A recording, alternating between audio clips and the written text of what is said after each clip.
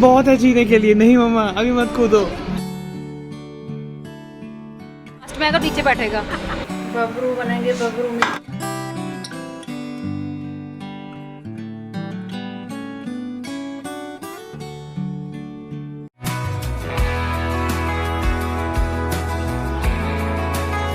तो हम दीदी से ये पूछ रहे हैं कि आपको कौन सी मूवी देखनी है, हिंदी या पंजाबी? पंजाबी। आपने तो हमारी प्रॉब्लम ही सॉल्व कर दी भाई। कैरी ऑन जट्टा देखने जा रहे हैं हम आज, ठीक है? 3 कैरी ऑन जट्टा नहीं, कैरी ऑन जट्टा 3 ओके कैरी ऑन। बहुत मजा आएगा, बहुत मस्ती करेंगे, ठीक है? रेडी? फिर हम टापू पे खाएंगे जाके सब लोग, है ना? रेडी? हाँ जी, हाँ जी। Hello everyone, welcome back to another vlog. जैसा कि आपने सुना कि हम लोग जा रहे हैं ज़रा आउटिंग के लिए, लेकिन जैस्मिन आज हमें कंपनी नहीं करेगी क्योंकि उसकी कुछ इंपॉर्टेंट लाइव क्लासेस हैं जिन्हें वो स्किप नहीं कर सकती। तो उसे छोड़ के जा रहे हैं हम पापा के साथ और पेट्स के साथ। आज का जो व्लॉग है वो फुली डेडिकेटेड है to my sister in law. जो लोग मुझे काफ़ी टाइम से फॉलो कर रहे हैं वो जानते भी हैं, कुलदीप जी की बड़ी सिस्टर हैं वो। ऐसा नहीं कह सकती कि बहुत फ्रीक्वेंटली आते हैं, लेकिन हाँ बहुत बार आए हैं, बहुत बार मेरे व्लॉग्स में भी आए हैं। कैसी तनुजा? बहुत बढ़िया। लेट आते हो, आपको कैसे लग रहा है? मैं बिल्कुल लेट नहीं हूँ। लास्ट में अगर नीचे बैठेगा जगह क्योंकि सीट नहीं है। पहले मुझे कभी खुद ही करेगा वो। मैंने पूछा चांद से कि देखा है कहीं मेरे यार साहस। चांद ने कहा चांदनी की कसम नहीं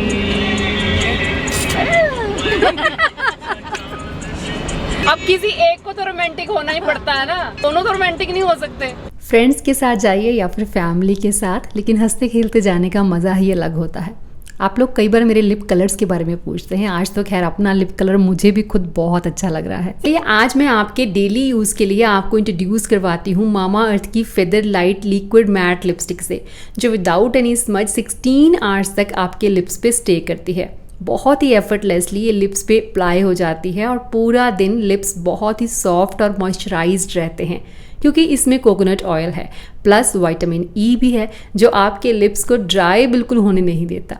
डेली यूज़ के लिए सेफ़ इसलिए भी है कि किसी तरह के कोई हार्मफुल केमिकल्स इनमें है ही नहीं। इन मैट लिपस्टिक को फेदर लाइट इसलिए भी कहते हैं क्योंकि ये बहुत लाइट वेट है। आपको एहसास भी नहीं होगा कि आपने लिप्स पे कुछ लगा रखा है। मामा अर्थ की ये feather light matte lipsticks 8 shades में अवेलेबल हैं। Nude perfect, nude punch, nude tea, nude rose, nude brown, red velvet, red cranberry and pink orchid. मतलब 5 न्यूड शेड्स, 2 रेड और 1 पिंक शेड में अवेलेबल है। डर्मेटोलॉजिकली टेस्टेड ये lipsticks waterproof हैं और plant goodness initiative के चलते every time you buy from them they will link your order on the website to a tree that they plant. 2025 तक मामा अर्थ का M 1 million trees लगाने का तो है ही। और इनके सभी प्रोडक्ट्स आपको अमेजॉन, नाइका और फ्लिपकार्ट के अलावा आपके नियर बाय स्टोर्स पे भी बहुत ही ईजीली मिल जाएंगे। आप ट्राई करना चाहें तो कर सकते हैं, डिसअपॉइंट बिल्कुल नहीं होंगे। और मेरा कूपन कोड शेपअप 2023 का यूज़ करके 20% डिस्काउंट ज़रूर ले लीजिएगा। ऑर्डर करने के लिए लिंक डिस्क्रिप्शन बॉक्स में है। तो हम बात कर रहे थे कि दीदी बहुत फ्रीक्वेंसी के साथ नहीं आते हैं। एक तो वो हिमाचल में रहते हैं, खैर वो एक रीज़न नहीं हो सकता, लेकिन हाँ रिस्पॉन्सिबिलिटीज़ रीज़न ज़रूर हो सकता है। गांव में आप सबको पता है कि गाय भैंस नहीं तो बकरी वगैरह ऑलमोस्ट हर फैमिली ने रखी ही होती है, तो कि एक बहुत बड़ी रिस्पॉन्सिबिलिटी होती है। और अगर वो रिस्पॉन्सिबिलिटी लेने के लिए कोई और वहाँ पर अवेलेबल नहीं है तो आपका घर से निकलना बहुत मुश्किल हो जाएगा।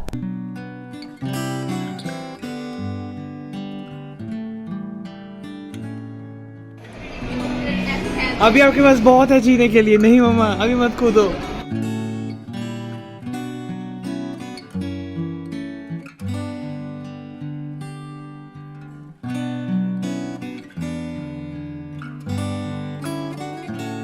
सब ऐसे करते हैं, सब अलग अलग लेते हैं ताकि हम सब टेस्ट। हाँ दीदी की नेचर की बात करूं तो amazing amazing. She is pure by heart. मतलब मैं अपने आप को ब्लेस्ड समझती हूँ सच में। A to Z मेरे सारे रिश्ते बहुत खूबसूरत हैं। दीदी के साथ मेरा रिलेशन ननंद भाभी वाला आपको कभी दिखाई नहीं देगा। रिस्पेक्ट के साथ साथ मस्ती मजाक सब चलता है। काम के मामले में कहूँ तो वो ऐसा कभी नहीं सोचती कि मैं मायके में आई हूँ तो मुझे कुछ नहीं करना, बल्कि वो आगे बढ़ बढ़ के हेल्प के लिए पूछती हैं। और जैसा कि मैंने कहा कि मेरे सभी रिश्ते बहुत खूबसूरत हैं। बाकी कहने की बात ये भी है कि जैसे रंग का चश्मा आप पहनेंगे, सामने पड़ी हुई चीज़ आपको उसी रंग की दिखाई देगी। आप अपने रिश्तों में 100% डालते हैं, लेकिन हो सकता है कि आपको 100% रिटर्न में ना मिले, लेकिन याद रखिए 50% ज़रूर मिलता है। और उसी 50% को प्यार से एक्सेप्ट करते हुए मौज करिए। और जिन रिश्तों में 50% भी प्यार और रिस्पेक्ट नहीं मिलता, उन्हें आप रिश्ते का नाम नहीं दे सकते। कुलदीप जी को अब कुर्ता पजामा ट्राई करने का शौक चढ़ा है। आज ही स्टिच होके आया तो ट्राई किया, अच्छा लग रहा है। मूवी देखकर हम लोग वापस आए तो दीदी को याद आ गया कि मैंने उनसे कुछ फरमाइश की थी। बबरू बनेंगे, बबरू मीठे बबरू। बबरू बनेंगे, बबरू मीठे बबरू, जैसे वो बस में नहीं बेचते होते सामान। हिमाचलियों को पता है कि बबरू क्या होते हैं। जिनके नोन में कोई हिमाचली है आप उनसे पूछ लीजिएगा, वो भी आपको बता देंगे। तो जो गूंथा हुआ आटा ऑलरेडी हमारे पास पड़ा हुआ था, उसमें थोड़ा सा बेकिंग सोडा पानी में मिला के डाल दिया है। सुबह तक ये डो फूल जाएगा।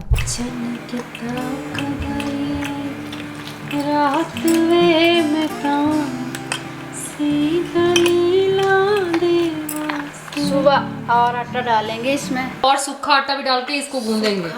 ये फूल जाएगा ना सुबह तक। अगर कम फूला तो और डाल देंगे इसमें ईस्ट वगैरह और डाल, फूल जाएंगे वो बबरू भी। सॉफ्ट बनेंगे, Soft मतलब बनेंगे। जितना फूलता है आटा उतना ही सॉफ्ट बनते हैं। तो मेरे को पता तो है, लेकिन मैंने अपने हाथों से कभी भी नहीं बनाई ऐसी चीजें नहीं। तो आपको पता है मेरे को भटूरे बनाए हुए पता नहीं कितने साल हो गए होंगे। बबरू हिमाचल की एक ट्रेडिशनल और फेमस स्वीट है। एक तरह की पूरी है ये, लेकिन पूरी में हम डो को फर्मेंट नहीं करते, इसमें डो को फर्मेंट किया जाता है। प्लस पूरी मीठी नहीं होती है, ये मीठी होती है, यानी कि इसमें हम चीनी या शक्कर कुछ भी ऐड करेंगे और भी बहुत सारी चीज़ें ऐड करेंगे। और बबरू की क्या स्पेशलिटी होती है वो भी मैं आपको बताऊंगी, लेकिन आगे।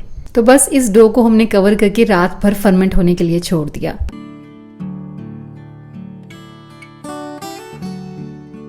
नेक्स्ट डे जब मैं लंच बनाने किचन में गई तो उसके पहले मैंने खीर चढ़ा दी, तो लगा साथ साथ लंच बनेगा तो खीर भी रेडी हो जाएगी। रबड़ी जैसी खीर तैयार हो जाती है बिना कंडेंस्ड मिल्क डाले, अगर दूध का रेशो ज़्यादा हो और चावल बिल्कुल कम हो। तो खीर बनाने के लिए जो चावल का इस्तेमाल होता है, बहुत बारीक जो चावल होते हैं वही यूज़ करने चाहिए। वो जल्दी कुक भी हो जाते हैं और बहुत ही घुल मिल भी जाते हैं। तो बर्तन में सबसे पहले मैंने थोड़ा सा पानी डाला ताकि दूध जले नहीं, और उसके बाद 4 लीटर मैंने दूध डाला है और 1 कटोरी मैंने राइस डाले हैं। 1 कटोरी का अंदाज़ा आप लगा सकते हैं कि 1 कप। दूध में उबाल आ जाए उसके बाद भिगोए हुए चावल उसमें डाल देने हैं। बार बार उसे लगातार चलाते रहना है।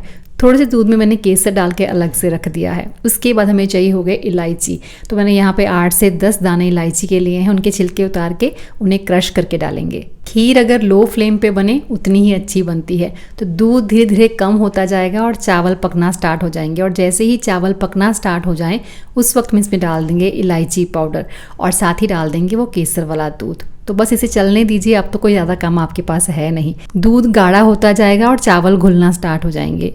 और लंच में आज बना रही हूँ कड़ी और राइस। जब तक लंच रेडी हो और जब तक हमने लंच किया तब तक खीर भी रेडी हो गई। अदरवाइज़ आपको स्पेशल खड़े होना पड़ता है उसको चलाने के लिए। तो जब भी लंच बनाना हो, डिनर बनाना हो, खीर मैं हमेशा उसी टाइम बना लेती हूँ।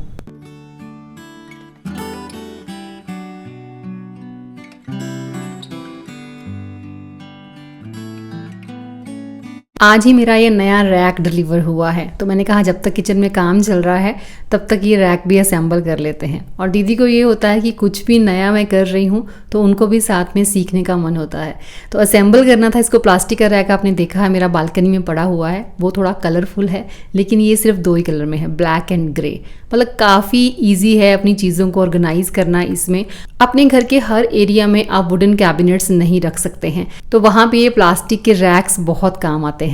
प्लास्टिक है, धूप से थोड़ा बचा के रखें तो काफ़ी दिन तक चल जाता है।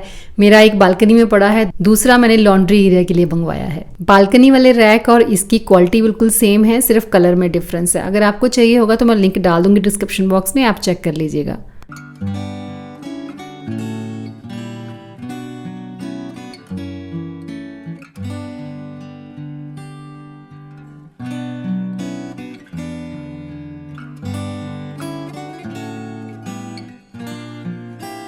खीर काफ़ी थिक हो गई है और अब ये तैयार भी है। आप कलर भी देख सकते हैं उसका काफ़ी चेंज हो गया है। इस वक्त डाल देंगे इसमें हम शुगर। शक्कर की भी बन जाती है लेकिन बहुत ज़्यादा रेशो में हम लोग जैसे बनाते हैं फैमिली के लिए तो कई बार ख़राब होने के चांसेस रहते हैं, इसलिए नहीं डाली। और जितने मैंने चावल लिए थे उतनी ही चीनी डाली है और साथ ही डाल देंगे कुछ ड्राई फ्रूट्स।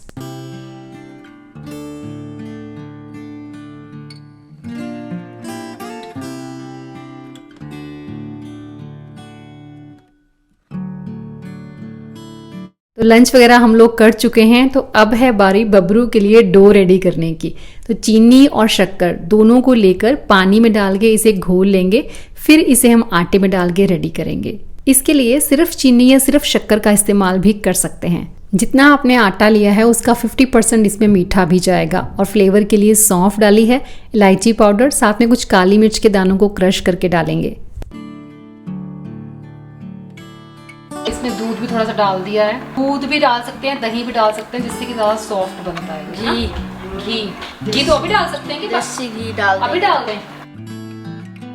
मतलब हमने जो मीठा पानी में घोला है उसे आप दूध में घोल के भी डाल सकते हैं और खमीर में आप दही का इस्तेमाल भी कर सकते हैं। आपने देखा था कि रात को तो हमने बेकिंग सोडा डाल के डो रेडी किया था, लेकिन अभी हमने इसमें यीस्ट भी डाल दिया है ताकि आटा अच्छे से फूल जाए। ये देखो फूल गया पूरा। फूल गया है ये। मलेड़ा बोलते हैं, मलेड़ा भी पहाड़ी भाषा में। पहाड़ी भाषा में मलेड़ा मलेड़ा बोलते हैं। ओके। तो बेसिकली इसके लिए दो तरह से डो रेडी करना पड़ता है। एक तो हमने रात को रख दिया था खमीर उठाने के लिए, दूसरा हम रेडी करेंगे शुगर सिरप के साथ। शुगर सिरप के साथ डो रेडी करना काफ़ी डिफिकल्ट होता है, मतलब डिफिकल्ट इन द सेंस कि ज़्यादा आपको मेहनत करनी पड़ती है, काफ़ी ज़ोर लगाना पड़ता है। तो सूखे आटे में शुगर सिरप डाल के मैंने डो मेकर में ही डाल दिया था, तो उसी में वो रेडी हो गया। लीजिए मैडम, आप कपड़े मत खराब करिए अपने। मैंने तो बबरू कभी बनाए नहीं, तो जो चीज़ मैंने इनको बनाते बनाते ऑब्जर्व की वो ये थी कि बेसिकली हमें वो डो रेडी करना है जैसा हम चपाती के लिए रेडी करते हैं। अगर लगे कि खमीर वाला डो ज़्यादा लूज़ है या फिर वो वाला डो भी थोड़ा लूज़ हो गया है जिसको हमने शुगर सिरप के साथ तैयार किया है, तो थोड़ा सा आप सूखा आटा उसमें और मिला सकते हैं।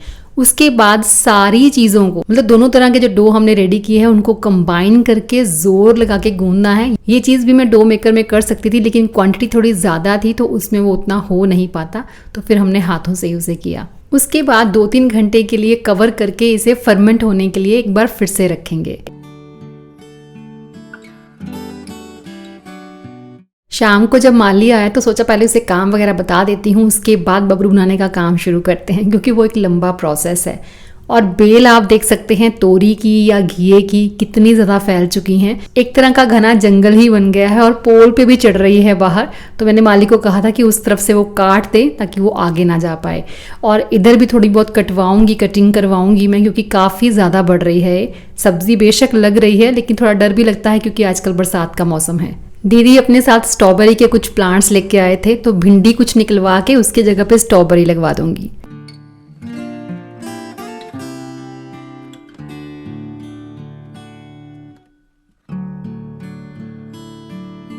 तो चलिए अब करते हैं मेहनत और मशक्कत वाला काम शुरू। डो देखिए क्या बढ़िया फूला है। कढ़ाई में तेल डाल दो ताकि गर्म हो जाए गैस के। Okay ma'am. और कुछ मैम? हम बबरू बनाने की तैयारी कर रहे हैं और तनु को एप्पल पाई खानी है, तो वो एप्पल पाई बना रही है। तो जैसा कि मैंने कहा ये एक तरह से पूरी की तरह बनती है। तो जिस तरह से हम पूरी को बेलते हैं उसी तरह से हम इसे बेलेंगे, और जिस तरह से हम पूरी को फ्राई करते हैं सेम ऐसे ही इसको फ्राई करेंगे। तो मस्टर्ड ऑयल लेना है इसके लिए, स्मोक आने तक उसे गर्म कर लेना है। उसके बाद थोड़ा ठंडा करने के लिए फ्लेम ऑफ कर देनी है, क्योंकि एकदम से गरम गरम तेल में जब हम पूरी डालते हैं तो बाहर से वो जल जाती है लेकिन अंदर से कच्ची रह जाती है। और 5-7 मिनट के बाद मैंने दोबारा से फ्लेम ऑन किया और मीडियम टू लो फ्लेम पे हमने इनको फ्राई करना है। तो गोल्डन ब्राउन करके इसको निकालते जाना है और साइड रखते जाना है। आप इनको एक लंबे टाइम तक भी स्टोर कर सकते हैं, क्योंकि ये फ्राई किए हुए हैं तो ख़राब नहीं होते। ये एक ट्रेडिशनल स्वीट है, हेल्थ के लिए मैं ये नहीं कहूँगी कि बहुत ज़्यादा बेनिफिशियल है, बट हाँ हार्म भी नहीं करती जो घर पे बनाई गई चीज़ें होती हैं। ये एक तरह से फ्राई किया हुआ मीठा ही है, लेकिन अगर आप क्वांटिटी में खाते हैं तो कोई नुकसान नहीं। और इधर तनु की ब्रेड एप्पल पाई बनाने की सारी तैयारी हो चुकी है, बस 7-8 मिनट के लिए इसको एयर फ्रायर में रखना है एंड रेडी। अच्छा, बबरू की हिमाचल में स्पेशलिटी क्या है? वैसे ये ओकेजनली बनाए जाते हैं, मतलब कोई खुशी का मौका होता है तब बनाए जाते हैं। बेसिकली शादी में लड़का या लड़की के जब नानके में जाके इनविटेशन देना होता है शादी के लिए, तो वो बबरू के साथ दिया जाता है। मतलब और आप साथ में कुछ भी दीजिए, लेकिन बबरू देना इज मस्ट। इसे आप अचार के साथ खाइए, चटनी के साथ खाइए, आलू की सब्जी के साथ भी ये खाए जाते हैं। तो मीठे और नमकीन का कॉम्बिनेशन बहुत बढ़िया लगता है। जो बच्चे हॉस्टल्स में रहते हैं उनको भी बना के दिए जा सकते हैं, ताकि वक्त बे वक्त की भूख पे उनके काम आ सके। आप किसी सफ़र पे जाते हैं तो इनको लेके जा सकते हैं, क्योंकि ये खराब नहीं होते। तो डिनर में हरी चटनी के साथ मैंने भी एक बबरू ही खाया।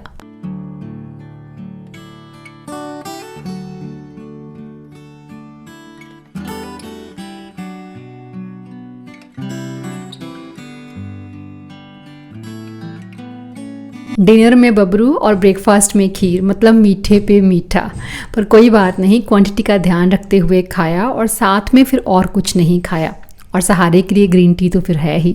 दीदी जब भी आए, लेकिन मुश्किल से 4-5 दिन के लिए ही आ पाते हैं। मतलब खींच खूच के एक आध दिन हम और लगवा लें तो बात अलग है, अदरवाइज उनको जाने की बहुत जल्दी होती है, उनका काम भाई पेंडिंग हो जाता है। तो अभी बस तैयारी हो गई है उनको सी ऑफ करने की। दीदी के पास मुझे भी गए काफ़ी वक्त हो गया, मन तो मेरा भी करता है, लेकिन अकेले जाना थोड़ा सा ऑकवर्ड लगता है। कुलदीप जी का बाहर निकलने का कितना मन होता है वो तो आप जानते ही हैं। 4-5 दिन खूब रौनक रही, लेकिन अब रौनक जा रही है। चलिए मैं भी मिलूंगी आपसे नेक्स्ट वीडियो में। Till then bye bye, take care and stay healthy.